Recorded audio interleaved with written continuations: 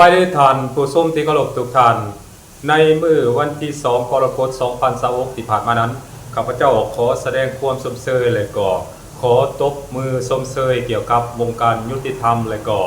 วงการตัดสินคดีความของบ้านเฮาเป็นอย่างยิ่งท่านผู้ชมอันนั้นข้าพเจ้าขอแสดงความสมเชยเป็นอย่างข้าพเจ้าจึงขอแสดงความสมเชยเหตุผลหรือว่าสาเหตุที่ข้าพเจ้าแสดงความสมเชยเกี่ยวกับวงการยุติธรรมของพวกเขานั้นสิ่งนี้เป็นสิ่งที่ข้าพเจ้าคิดว่าหลายๆคนก็รอคอยมาแต่ด้นเลยแหละรวมทางโตของข้าพเจ้านำว่าอยากเห็นการตัดสินคดีความในลักษณะแบบนี้อยากเห็นประเทศลาวหรือว่าสังคมลาวนี้ประกาศใช้กฎหมายอย่างเคร่งครัดโดยเฉพาะแม่นต่อผู้ที่ละเมิดกฎหมายต่อผู้ที่ละเมิดระเบียบการบ้านเมืองนะอันนี้สังคมลาวของพวกเราเนี่ยล่อมาเป็นเวลาดนนานท่านผู้ชมแต่มันก็ยังบ่ทันเกิดขึ้นจักเทื่อในระยะผ่านมานั้นแต่ว่ามื้อวันที่2กรกฎาคม2026ที่ผ่านมานั้นถือว่าเป็นการปฏิวัติวงการตัดสินคดีความหรือว่าวงการยุติธรรมของบ้านเฮาก็ว่าได้ท่านผู้ชมโดยเฉพาะแม่นเกี่ยวกับคดีการสอลาดบังหลวงในภาครัฐของพวกเฮานี้โดยเฉพาะแม่นพนักงานรัฐของพวกเฮานี่นะผู้ที่เฮ็ดหน้าที่ในการอีกอย่างก็อื่นว่าให้บริการประชาชนผู้ที่เฮ็ดหน้าที่ในการตรวจสอบการสอลาดบังหลวงความผิดปกติของสังคมลาวและก็ความผิดปกติของการปฏิบัติหน้าที่ของพนักงานรัฐนี่นะแต่ว่ากับบ่เฮ็ดหน้าที่ของตนเองดันไปร่วมหรือว่าสมคบคิดกับภาคส่วนธุรกิจหรือว่าภาคส่วนอื่นๆนั้นร่วมกันสอลาดบังหลวงและก็สร้างความเสียหายให้กับประเทศลาวของพวกเราโดยเฉพาะแม้นสร้างความเสียหายต่อระบบเศรษฐกิจและก็ระบบการเงินหรือว่าระบบคลังเงินของรัฐเฮานี่เป็นจำนวนหลายท่านผู้ชมในระยะผ่านมานั้นเพราะฉะนั้นข่าวที่มันออกมาในมื้อวันที่2กรกฎาคม2026ที่ผ่านมานั้นจึงสร้างความปิติยินดีแล้วก็ได้รับการชมเชยจากสังคมลาวเป็นวงกว้างและหลายๆท่านก็ยังได้มีการแสดงความคิดความเห็นว่าคดีในลักษณะแบบนี้นั้นมันยังมีหลายอยู่ได้เพราะฉะนั้นภาคส่วนที่เกี่ยวข้องนั้นควรสืบต่อกวดสอบกวดกล้าการปฏิบัติหน้าที่ของพนักงานรัฐและก็บรรดานักธุรกิจอื่นๆหรือว่ากลุ่มคนอื่นๆที่เฮ็ดผิดกฎหมายบ้านเมืองโดยเฉพาะแม้เกี่ยวกับกฎหมายการสอลาดบังหลวงบ้านเฮานั้นอันนี้ต้องมีการจำกัดหักเขตและก็ใช้มาตรการอย่างเด็ดขาดเพื่อบ่ให้มันเกิดผลกระทบและก็ก่อความเสียหายต่อระบบเศรษฐกิจของบ้านเฮาท่านผู้ชมในมื้อวันที่2ที่ผ่านมานั้นศาลนครหลวงเวียงจันทน์ก็ได้ออกมาประกาศตัดสินคดีความกับพนักงานที่สอลาดบังหลวงซึ่งเป็นพนักงานการนำระดับสูงของบ้านเฮาอีกได้ระดับหัวหน้ากรมระดับห้องกรมระดับหัวหน้าแผนกรวมทั้งผู้ที่สมรู้ร่วมคิดมีทั้งนักธุรกิจมีทั้งภาคธุรกิจนำเป็นจำนวน20กว่าคนด้วยกันท่านผู้ชมอันนี้ก็ถือว่าเขาเรียกว่าเป็นนิมิตหมายอันดีเกี่ยวกับวงการตรวจสอบและกับวงการยุติธรรมของบ้านเฮาและข้าพเจ้าก็เชื่อในว่าสังคมลาวความจับจ้องกำลังจับตาเบิ่งการเคลื่อนไหวการตัดสินคดีความในลักษณะแบบนี้อยู่ซึ่งข้าเจ้าเหล่านั้นรวมทั้งตัวของข้าพเจ้านี่นะก็เชื่อในว่าคดีในลักษณะแบบนี้นั้นมันยังมีหลายอยู่ท่านผู้ชมการออกมาตัดสินหรือว่า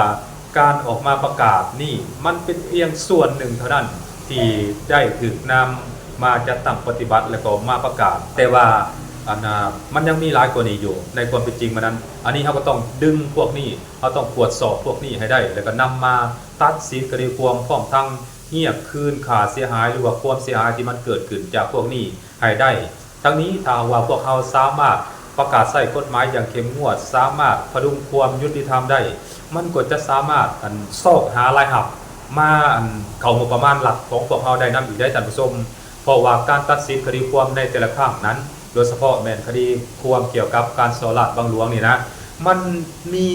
วงเงินที่พวกนี้นั้นได้ก่อขึ้นให้เกิดความเสียหายต่อภาครัฐของพวกเขานั้นเป็นจำนวนมหาศาลพวกเขาสามารถยึดเอาเงินจำนวนเหล่านี้ได้มาเป็นของรัฐหรือว่าเข้ามาเป็นงบประมาณของรัฐได้หรือว่าเอามาคืนรัฐได้เงินจำนวนเหล่านี้บ่น้อยเด้อท่านผู้ชมคนหนึ่งที่มันสร้างความเสียหายให้แก่ภาครัฐของพวกเขานี่เป็นจำนวนหลายหลายแสนดอลลาร์ด้วยกันท่านผู้ชมถ้าว่าพวกเขาสามารถบังคับใช้กฎหมายอย่างเข้มงวดแล้วก็ตัดสินคดีความอิงตามเหตุและก็ผลและก็เที่ยงธรรมนั้น พวกเราจะสามารถแก้ไขปัญหาการขาดแคลนงบประมาณนี้ได้แล้วก็จะเป็นแบบอย่างที่ดีให้แก่วงการหรือว่าการตัดสินคดีความของพวกเราเฮ็ดให้พวกที่กำลังคิดที่อยากละเมิดกฎหมายที่อยากสอลาดบังหลวงที่อยากสวยใส่อำนาจสิทธิหน้าที่ของตนเองแสวงหาผลประโยชน์นั้นก็จะมีความเกรงกลัวต่อระบบการตัดสินคดีความมีความเกรงกลัวต่อกฎหมายหลายขึ้นอันนั้นคือสิ่งที่ข้าพเจ้าคิดว่ามันจะเป็นผลดีแก่ประเทศลาวของพวกเราและก็ต่อระบบหลักของพวกเรานี่หลายกว่ายิ่งไปกว่านั้นมันก็จะเฮ็ดให้ภาพผลของรัฐเฮานี่นะต่อในสายตาชาวโลกก็คือในสายตาของสังคมลาวนี่นะมันได้รับการยอมรับและก็ได้รับการมีความน่าเชื่อถือหลายขึ้นอีกได้ท่านผู้ชมข้าพเจ้าคิดว่ามันน่าจะเป็นในนั้นเพราะฉะนั้นพวกเราต้องเอาใจใส่ในการเขาเอิ้นว่าจัดตั้งปฏิบัติคำตัดสินของศาลหรือว่าบังคับใช้กฎหมายนี้ให้มันเข้มงวดขึ้นกว่าเก่าและพวกเขาควรเอาแบบอย่างจากประเทศจีนจากประเทศเวียดนามนี้มาเป็นบทเรียนมันจะเฮ็ดให้ระบบรัฐหรือว่าอำนาจรัฐของพวกเฮานี้มีความเข้มแข็งหลายขึ้นหลายๆคนก็จะบ่กล้าคิดนอกลู่นอกทางถ้าว่าพวกเขาบังคับใช้กฎหมายอย่างเข้มงวดแล้วก็การตัดสินในลักษณะแบบนี้นั้นมันยังเป็นบรรทัดฐานใหม่สำหรับประเทศลาวของพวกเฮาเพราะว่าในระยะผ่านมานั้นมันบ่เคยเกิดขึ้นมาก่อนท่านผู้ชมถึงแม้ว่าจะมีการตรวจสอบปานใดก็แล้วแต่มีการรายงานตัวเลขความสูญเสียทางด้านงบประมาณมีการรายงานว่ามีพนักงานรัฐของพวกเฮานี้เข้าไปมีส่วนเกี่ยวข้องเข้าไปมีส่วนร่วมเท่านั้นเท่านี้คนแต่ว่าในระยะผ่านมานั้นพวกเฮาก็ยังบ่ทันเห็นว่าเกี่ยวกับการตัดสินว่าให้พนักงานที่มีส่วนเกี่ยวข้องนั้นได้รับโทษแนวนั้นแนวนี้ใช้คืนทรัพย์สินที่ยักยอกไปแนวนั้นแนวนี้มันบ่เคยเกิดขึ้นจักเทื่อท่านผู้ชมแต่ว่าตกมาในปี2026นี้ข้าพเจ้าสังเกตเห็นหลายสิ่งหลายอย่างใหม่ๆเกิดขึ้นในประเทศลาวของพวกเฮาเนาะบ่ว่าจะเป็นข่าวเกี่ยวกับของเขตการพัฒนาเศรษฐกิจก็คือข่าวการร่วมมือกับต่างประเทศและล่าสุดนี้ก็คือในวงการความยุติธรรมในประเทศลาวของพวกเฮานี้ข้าพเจ้าคิดว่าสมเชยนะครับข้าพเจ้าขอสมเชยเป็นอย่างยิ่งที่ภาครัฐเฮานี่นะกล้าตัดสินใจกล้าเฮ็ดกล้ากระทำและก็กล้าที่จะเขาเอิ้นว่าท้าทายอำนาจของอิทธิพลมืดนะเนาะอันนี้มันก็เป็นการดีให้แก่ระบบรัฐของเฮาเองแล้วก็เป็นการดีให้แก่สังคมลาวเป็นวงกว้างเพราะมันจะเฮ็ดให้ระบบรัฐของพวกเฮานี่มีความเข้มแข็งเฮ็ดให้ระบบรัฐของพวกเฮาได้รับความเชื่อมั่นได้รับความเชื่อถือได้รับการยอมยอสรรเสริญจากพ่อแม่ประชาชนก็คือสังคมลาวเป็นวงกว้างอันนี้ถือว่าเป็นเรื่องดีอีหลีท่านผู้ชมนอกจากนั้นแล้วสังคมลาวหรือว่าประเทศลาวของพวกเฮานี้ก็จะได้รับการยอมยอสรรเสริญจากเวทีนานาชาตินำอีกได้ท่านผู้ชมถ้าว่าพวกเฮาสามารถเฮ็ดได้แบบเสมอต้นเสมอปลายและก็ที่สำคัญอย่าเลือกที่หักมักที่สั่งอย่าเลือกอันนี้เขาเอิ้นว่าหลีกจุดแข็งแทงบอลอ่อนนั่นน่ะอย่าเลือกเด็ดขาดบอลใดที่กวดไปแล้วพันเห็นต่อใหญ่ๆแล้วพันถอยคืนอันนี้บ่ควรเฮ็ดเนาะเฮาต้องมีการตรวจสอบกวดกาอย่างเข้มงวดเจอต่อก็ว่าไปตามตัวบทกฎหมายเนาะอันใดผิดก็อยากให้ว่าผิดอันใดถูกก็ว่าถูกเฮาต้องมีการอันนั้นเขาเอิ้นว่าอันนั้นแก้ไขจุดบอดหรือว่าอันนั้นเอาคนที่บ่ดีนะออกจากระบบการบริหารรัฐของพวกเฮานี้อันใดที่มันบ่ดีคนใดที่มันบ่ดีปลดออกแล้วก็ใส่ระเบียบวินัยคนใดดีเนาะเฮาก็ต้องส่งเสริมต้องสนับสนุนให้ขึ้นมามีอำนาจให้ขึ้นมาปกครองให้ขึ้นมาบริหารบ้านเมืองเห็นบ่มันต้องเป็นอย่างนั้นผู้ใดที่มีความบริสุทธิ์สัตย์ซื่อต่อภาคต่อรัฐต่อประเทศชาติบ้านเมืองต่อประชาชนเฮาต้องให้การสนับสนุนเนาะผู้ใดที่เห็นแท้ทำจริงนะมีอันนั้นเขาเอิ้นว่าผลประโยชน์ต่อประเทศชาติต่อบ้านต่อเมืองนะอันนี้เฮาก็ต้องให้การสนับสนุนและส่งเสริมต้องช่วยกันสนับสนุนคนดีให้ขึ้นมาบริหารจัดการให้ขึ้นมาปกครองประเทศชาติพยายามหลีกเลี่ยงที่สุดบ่ให้เอาคนชั่วคนบ่ดีหรือว่าคนที่เก่งแต่บ่มีคุณสมบัติศีลธรรมปฏิบัติคนที่บ่มีความสัตย์ซื่อบริษัทต่อประเทศชาติต่อประชาชนนั้นเด็ดขาดห้ามเอาเด็ดขาดเพราะว่าพวกเขาเหล่านั้นถ้าพวกเขาขึ้นมามีอำนาจแล้วพวกเขาก็จะสวยใส่หน้าที่ตำแหน่งสวยใส่อิทธิพลของตนเองนั้นเข้ามาแสวงหาผลประโยชน์สุดท้ายแล้วประเทศลาวและก็ประชาชนลาวบรรดาเผ่านี้ก็จะสูญเสียผลประโยชน์ไปตามๆกันอย่างหลีกเลี่ยงบ่ได้และที่สำคัญข้าพเจ้าคิดว่า นับแต่นี้เป็นต้นไประบบการตรวจสอบของบ้านเฮาระบบการตัดสินของบ้านเฮาระบบยุติธรรมของบ้านเฮานี้ต้องเป็นเจ้าการและก็ต้องมีความอันเป็นเจ้าการและก็ต้องเข้มแข็งอะไรว่าง่ายๆก็คือต้องมีความเข้มแข็งที่สุดอย่าเห็นแก่จ้างสินบนอย่าเห็นแก่พรรคแก่พวกเนาะอันนั้นพยายามหลีกเลี่ยงอย่าเด็ดขาดถ้าหากว่าเห็นแก่สินบนเห็นแก่ค่าจ้างจอบอ้อยเห็นแก่พรรคพวกเห็นแก่เพื่อนพ้องเนี่ยโอ้ยแน่นอนแหละเนาะมันก็จะเปื่อยเหนื่อยไปตามๆกันสุดท้ายแล้วระบบรัฐของพวกเขานี้ก็จะล่มเหลวและก็จะบ่ได้รับความไว้วางใจจากพ่อแม่ประชาชนอีกต่อไปท่านผู้ชมให้มันสมกับคำเว้าที่ว่าระบอบอันสังคมนิยมพวกเขานี่นะหรือว่าระบบคอมมิวนิสต์ของพวกเขานี่นะเป็นระบอบ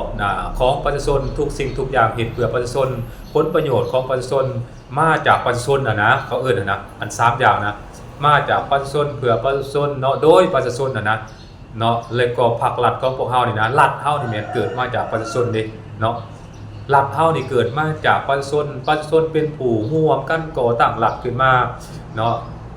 จากเกิดขึ้นมาจากชนชั้นชาวผู้ออกแรงงานชาวผู้ออกแรงงานแม่นไผก็แม่นชาวนากรรมกรนั่นแหละรวมหมดประชาชนลาวบรรดาชนชาติชนเผ่านี่แม่นหมดเนาะเด็กก่อกันขึ้นมาส่งตัวแทนของตนเองขึ้นมาเป็นอันองค์การจัดตั้งรัฐนี่เพราะฉะนั้นเมื่อมีตัวแทนของประชาชนแล้วก็ขอให้เฮ็ดหน้าที่รักษาผลประโยชน์ให้ประชาชนประเทศได้เนาะอย่าเข้ามาแล้วแสวงหาผลประโยชน์ให้กับตนเองให้กับกลุ่มก้อนช่วยใส่สิทธิ์ช่วยใส่อำนาจอันบ่ดีอันบ่ชอบธรรมนะเพราะนั้นหลีกเลี่ยงอย่างเด็ดขาดท่านผู้ชมเนาะอันนั้นข้าพเจ้าอยากฝากไว้และข้าพเจ้าเชื่อแน่ว่าในระดับขั้นหัวหน้ากรมนี่ข้าพเจ้าคิดว่ามันยังน้อยได้ต้องมีการตรวจสอบขั้นรัฐมนตรีต่อไปขั้นห้องนายกรัฐมนตรีขั้นนายกอีหยังก็ว่ากันไปเนาะเพื่อเฮ็ดให้บ้านเฮานี้เมืองเฮานี้มันขาวสะอาดเพื่อเฮ็ดให้ระบบรัฐของพวกเฮานี้มีความเข้มแข็งโดยเฉพาะแม้ในคงเขตที่มีความเสี่ยงบ่ว่าจะเป็นคงเขตภาษีอากรคงเขตออกบัตรประจำตัวออกบัตรประชาชนสมุนครัวคงเขตออกพาสปอร์ตเห็นบอกพวกนี้นะมันมีความเสี่ยงมีความอ่อนไหวคงเขตด่านพวกนี้นะมันมีความเสี่ยงมีความอ่อนไหวได้มีการซื้อจ้างจอบอ้อยกันหลายการนำเข้าสินค้าบ่เสียภาษีตามอัตราสินค้าตามจำนวนสินค้าเนาะก็มีจากการแจ้งภาษีเสียสินค้าแบบลดผิดปกติมีการมีการตั้งซิปปิ้งขึ้นมาเฮ็ดพาสปอร์ตเฮ็ดบัตรประจำตัวหรืออื่นๆอันนี้ล้วนแล้วแต่เฮ็ดให้ระบบรัฐของพวกเฮานี่อ่อนแอเสื่อมโทรมแล้วก็เปื่อยเยื่อยลงเนาะทั้งที่ว่าสิ่งดังกล่าวนี้นะมันอยู่ในอำนาจรัฐของพวกเฮาเนาะรัฐเฮามีสิทธิ์ควบคุมได้อยู่แล้วแต่ว่าเป็นหยังจึงปล่อยให้พวกนี้เกิดขึ้นมาเนาะพนักงานภาษีอากรพนักงานป่าไม้พนักงานด่านอย่างต่างๆนี่ห่างกันอึกกระทึกอึกนองนี่เฮาต้องมีการตรวจสอบกันได้พนักงานเฮ็ดพาสปอร์ตนี่โอ้ยห่างกันอึกกระทึกอึกนองนี่เฮาก็ต้องมีการตรวจสอบว่ามาสำรวจกวดกากันเบิ่งว่าเงินเดือนเขาได้เท่าใดเขาเฮ็ดเวียกจักปีแล้วเงินคำกำแก้วที่เอามาซื้อรถซื้อล่างนี่นะมาเฮ็ดเฮือนเฮ็ดซ่านซื้อให้ซื้อหน้าให้หน้าหัวสวนให้หน้าตะกะให้กับลูกกับหลานให้กับญาติพี่น้องเอามาแต่ไสเนาะต้องตรวจสอบที่ไปที่มาของทรัพย์สินเหล่านั้นให้ได้ถ้าบ่มีที่ไปที่มายึดเข้ามาเป็นของรัฐให้หมดเห็นบ่มันต้องเอาแบบสั้นได้มันจังสิเด็ดขาดเนาะถ้าบ่ดังนั้นแล้วคอร์รัปชันมาแล้วก็ใช้ซื้อลูกซื้อหลานใช้ซื้อญาติพี่น้องแทนเด็กก็แล้วไปลงโทษสูงสุดก็ไล่ออกจากเบี้ยลงโทษสูงสุดก็ปลดออกจากการเมืองพรรคสุดท้ายก็ลอยนวลไปเห็นบ่แล้วก็มันกลายเป็นตัวอย่างให้กับคนอื่นๆปฏิบัติตามเพราะว่าเฮ็ดผิดแล้วก็บ่ได้รับการลงโทษเนาะแต่ถ้าว่าเป็นแบบมื้อวันที่2กรกฎาคม2026ที่ผ่านมานี่ข้าพเจ้าเชื่อได้ว่าหลายๆคนพนักงานรัฐโดยเฉพาะแม่นผู้นำระดับสูงเนี่ยข้าพเจ้าคิดว่าญาติเด้หลายคนก็น่าจะหัวหดไปตามๆกันเพราะว่ามันมีแบบอย่างที่ดีเกิดขึ้นแล้วเนาะท่านผู้ชมเห็นบ่อันนั้นข้าพเจ้าอยากให้มันเกิดขึ้นแบบสั้นแท้ๆบ่ว่าจะเป็นไผก็แล้วแต่เนาะถ้าหากว่ามีการสอราดบังหลวงมีการคอร์รัปชันมีการเฮ็ดผิดกฎหมายบ่ว่าจะเป็นลูกไผหลานไผลูกเจ้าล้านนายก็แล้วแต่นะต้องปฏิบัติกฎหมายอย่างเข้มงวดเนาะรวมทั้งโตของข้าพเจ้านำเนาะถ้าข้าพเจ้าเฮ็ดเวียกนำรัฐนำหลวงเนาะแต่ถ้าข้าพเจ้าเฮ็ดเวียกผิดกฎหมายนี่ก็เอาโลดเนาะข้าพเจ้านี่ก็ยอมรับเนาะยอมรับผิดเนี่ยข้าพเจ้าก็จักว่าแน่นั่นเนาะอันนี้ขอสมเสยภาคส่วนที่เกี่ยวข้องโดยเฉพาะแม่นคงเขตยุติธรรมคงเขตศาลคงเขตอัยการพนักงานทหารตำรวจนี่นะที่เป็นเจ้าการนำการเฮ็ดให้คดีนี้ถึงขั้นว่าดำเนินมาถึงขั้นว่าสิ้นสุดแล้วเนาะถึงขั้นว่าตัดสินคดีความแล้วก็ถูกปรับไม้ใส่โทษจำคุกตลอดชีวิตก็มีและตามที่ข้าพเจ้าอ่านเบิ่งในจำนวน20คนนั้นแล้วก็เป็นระดับถึงหัวหน้ากรมนะ และที่สำคัญหัวหน้ากรมคนหนึ่งเนาะอันสำคัญคนหนึ่งก็อยู่ในขอบเขตสำคัญได้คือหัวหน้ากรมกวดสอบเนาะหัวหน้ากรมกวดสอบการสอราชบังหลวงของรัฐแต่ว่าดันไปเป็นผู้สอราชบังหลวงซะเองช่วยใส่หน้าที่ตำแหน่งของตนเองเห็นบ่ไปสอราชบังหลวง